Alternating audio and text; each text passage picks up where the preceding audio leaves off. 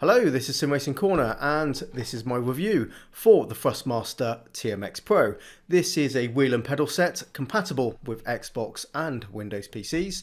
If you are a PlayStation console owner, then you'll find the Thrustmaster T150 is the one you want. But fundamentally, underneath both the TMX and the T150 are sharing the same hardware. So this review is largely relevant for both the TMX and the T150. So we'll start with a tour around the TMX Pro wheel and pedal set that I have on my table here.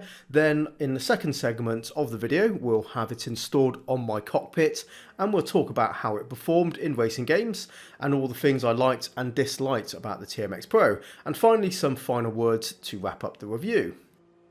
So, without further delay, let's get cracking. The TMX is Thrustmaster's entry-level force feedback wheel and is made from plastic. That includes the 27cm wheel rim. Unlike Thrustmaster's more pricey mid and higher end models, the TMX wheel is fixed, therefore does not support the Thrustmaster ecosystem of swappable rims. To mount the wheelbase to your tabletop, underneath is a table clamp. That is plastic too, so care must be taken not to over tighten, as this clamp is known to snap if it's overdone. There's no hard mounting points, so the clamp is the only option. However, there is a third-party hard mounting bracket from Ricmotech that provides that solution. I'll drop a link in the video description for my review for that product. At the rear we have a fixed to USB and power cable. The port on your left side here is for plugging in the TH8A shifter if you own that, and the network style socket on the right side is for the pedals. On the face of the wheel we have 10 labelled buttons and a D-pad. On console these are already bound to Xbox gamepad controls. On PC you are free to remap these in your game. As I mentioned earlier, the wheel rim is plastic, though we do get rubberized textured grips to improve the feel.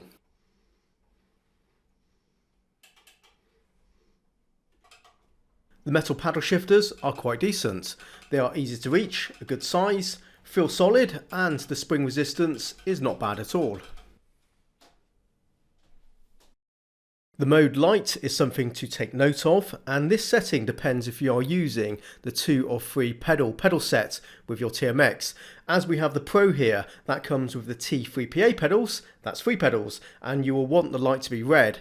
For the non-Pro version of the TMX, which just has 2 pedals, the light should be green. So to swap it over, you just hold the button down for a couple of seconds and let go. If you are using the wrong mode, you will find the clutch and the throttle are swapped around. So let's move on to the pedals. The only difference between the Pro and the non-Pro version of the TMX is that pedal set. It costs around £50 more over the standard TMX, but I will tell you right now, it is worth it. And it's not just for the addition of that clutch pedal. The T3PA pedals are mostly constructed from plastic parts, but we do get metal pedal plates. The spring tension of the brake and the clutch is about 4 kilograms, and the throttle is lighter at around 2 kilograms. On the base there are rubber pads and also metal threaded holes for hard mounting, and those hard mounting points are very useful if you intend to use the included conical brake mod, which I would highly recommend as it improves the feel and control of the brake by increasing resistance, and as far as I was concerned during my testing allowed me to brake with much better control and consistency compared to my testing without it installed.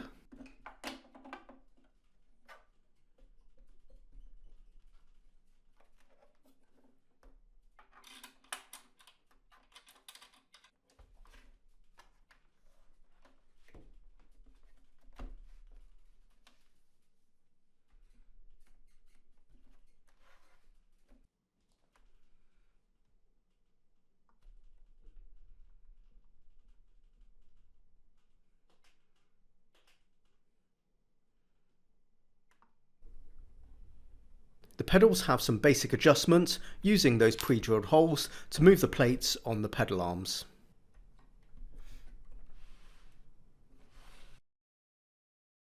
Overall, the T3PA pedals feel solid and did a good job. I usually use high-end load cell based pedals, and I thought I was going to struggle with braking with the T3PA brake. However, that conical brake mod seemed to be perfectly adjusted right out of the box, and I was really surprised how easy it was to get used to. This is the self-calibration procedure you'll be greeted with every time the wheel powers up.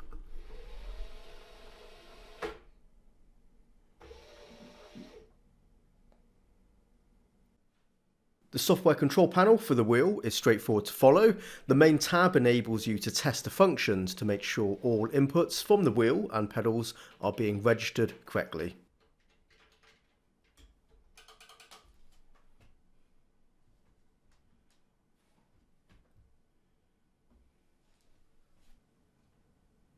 The default and maximum wheel angle is set to 900 degrees of rotation. You can change that here, and once you've reduced the steering angle, a soft stop is introduced to indicate the new steering angle limit.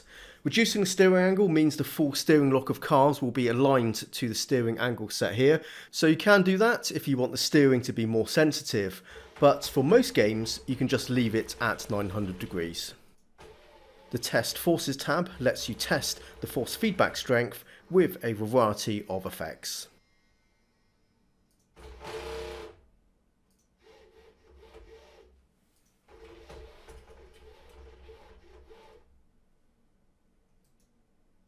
And finally, the gain settings, and these are my recommendations. Turn off spring and damper and leave the rest at 100%.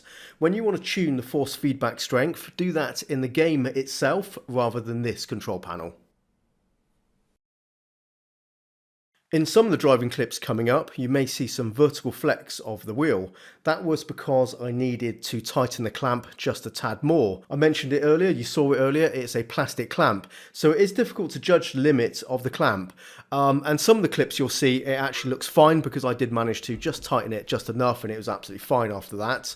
I also discovered that the clamp is most effective on thinner surfaces. For example, my Wheelstand Pro has a thin metal plate for the mounting surface, and the TMX clamp remained incredibly solid here. And now to the driving segment of my TMX Pro review. So first thing, game compatibility. I've recorded a bunch of clips from different titles and everything was predictably straightforward to set up and worked without a hitch. A lot of racing games have built-in presets for the main wheel brands and models, and selecting the TMX from the game menu, wheel settings, pre-configures the device mapping straight away, so you don't have to worry about anything there. In some other games you may have to manually map the wheel and pedals, which is simple enough. It's just like mapping any keyboard bindings, so no issues. So swiftly moving on, as there were no problems getting up and running. I'm going to talk about the force feedback next, and the quality of the force feedback is what interests me the most when I review a wheel and should be important to you too. Every driving game out there does force feedback a bit differently. No two games are alike when it comes to force feedback effects, and some do it better than others, and sometimes there's quite a big difference between the good ones and the bad ones, if I'm perfectly honest. And using the TMX, I can tell that difference through the force feedback this wheel is delivering. And this is a positive, as it means the TMX is able to deliver an adequate amount of detail from the effects being output from these different games. A couple of standout titles which provided the best force feedback from the ones I tested with the TMX were Automobilista 2 and R-Factor 2. On a side note, I would make the same statement if I was using a direct drive wheelbase too. These two games do force feedback so well. With a high-end direct drive wheel, you're actually feeling your way around the track through the feel of that force feedback to understand the grip of the car. And only once you've used a direct drive wheel, you realise that sim racing games output an incredible amount of different and sophisticated effects. Even fine details like texture of the road surface and small defects like bumps and cracks are coming through that force feedback. However, the TMX does not have the ability to deliver those fine force feedback effects or provide force feedback beyond basic detail compared to what a high-end setup is able to reproduce. Of course, that's why the TMX is an entry-level and affordable product made for the masses. With the TMX, I can feel road surface friction when I rotate the wheel. If I hit a curb or knock another car, there's a jolt from the force feedback, and some bumps in the road do come through too. If you take a shortcut through the grass or gravel, the wheel shakes, and there is a sense of weight transfer as I weave between cars. And of course, I can feel counterforce resistance during cornering. So what you get are the significant force feedback sensations that give you a good enough understanding of what's happening under the tyres. I would say the TMX force feedback slightly outperforms the likes of the Logitech G29 or G920. They have a similar level of power output to the TMX, but the TMX is quieter and doesn't have a force feedback dead zone like the Logitech wheels. That's not to say the TMX is completely silent or perfect. When you turn the wheel, you can feel and hear friction.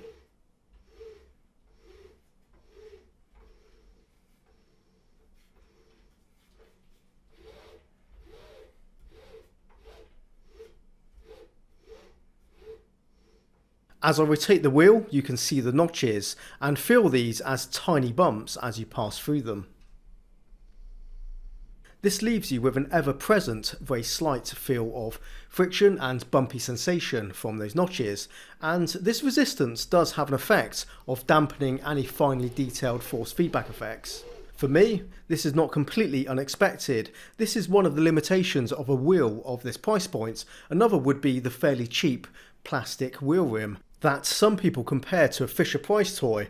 I'm not quite as critical as that. Yes, it doesn't feel realistic, it's hollow, hard plastic and a little bit thin if I'm perfectly honest. The rubber grips does improve the tactile feel.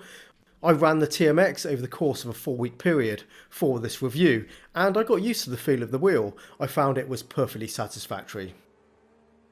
Despite the plastic wheel rim and steering column, it felt decently solid in use. There's no wheel flex or play under normal use. For the majority of my testing, the T3PA pedals were planted on my main sim rig in this raised GT style and angled with the pedal faces almost vertical. This is my preferred position for all pedals and gives me good control for modulating my pedal inputs. Most owners of this wheel and pedal set will not be mounting their TMX Pro to a full-sized sim racing cockpit. I believe that's a fair statement, so with that in mind I moved it all over to a Wheel Stand Pro, and both the wheel and pedals were very well suited for this popular wheel stand. What I mainly wanted to test though were the pedals in this floor mounted position. Normally I don't find this pedal position comfortable over a long session, extending my ankles operating the pedals, but I was pleasantly surprised that I did not experience any strain and the conical brake mod remained just as effective. Okay, it's time to wrap up this review with my verdict and final words. The TMX Pro isn't quite an entry-level wheel and pedal set because those T3PA pedals adds a bit more to the price over the standard TMX. If your interest is only casual arcade racing games, the T3PA pedals won't be an advantage over the basic 2-pedal set. Arcade driving games expect an overly aggressive driving style and heavy-handed inputs from the user, and therefore game physics are more forgiving for this reason. However, if you plan to get into sim racing games, get the Pro version of the TMX for the better pedal set. You will appreciate the conical brake mod and the massively improved control over your braking. As for the performance of the TMX Wheelbase, again, perfectly suited for absolutely any arcade racing game you wish to throw at it. You will have a blast and enjoy all that the TMX is able to do. When it comes to sim racing games, the TMX force feedback was adequate. I wouldn't say I was always able to fully judge the grip levels when I took chances to push the car harder to find the limit, and occasionally this would cause me to spin out, as the force feedback did not always communicate the back end stepping out. I did learn with practice to work within the sensible limits of the TMX, but I must admit I was always left wanting a bit more power and detail from the effects. The fact is, I use a high-end sim racing hardware setup, and the TMX is a big downgrade when it comes to the force feedback for me. And that is to be expected. Without a doubt, the overall performance of the TMX Pro proved to be good for the price point and the end user it's aimed for. If you want higher performance from a driving wheel, you have to be prepared to spend a fair bit more than the TMX. If the TMX is the first time you've experienced a force feedback steering wheel, you will think it's amazing when you're using it, and I would recommend the TMX Pro as an ideal starter wheel and pedal set to get you into driving games, and you may find this is more than enough for now and into the future. For other gamers, this may be just the starting point to falling in love with the racing game genre, and the next logical step would be upgrading to the TX or the T300, which is the next tier up in the Thrustmaster force feedback wheel product stack. I wouldn't necessarily recommend you skip the TMX and go straight to the TX or T300 unless you're absolutely certain you're going to make good use of that wheel. One thing to bear in mind, the second-hand market for force feedback wheels remains strong, so if at some time later on you want to get something a bit better than the TMX Pro, you can easily sell it on and get a good price for it, which you can then put into your next upgrade. In conclusion, the TMX Pro exactly meets my expectations for the price point. It's a fair price for a decent performer. That's what you're getting here, so money well spent if you get this, and I'm sure you'll be more than happy with this setup. And that was my review for the Thrustmaster TMX Pro. I hope you found this review useful, and if you did, be sure to sift through my other sim racing hardware reviews, as I have built up quite a library over nearly 3 years. I'll drop links in the description to the other racing wheels I've reviewed so far, so if you are shopping for one for the first time, you will find those as in-depth as this one and should help you decide which is the best option for you. Okay then, well that's it from me for this one, and until next time, happy simming and bye bye.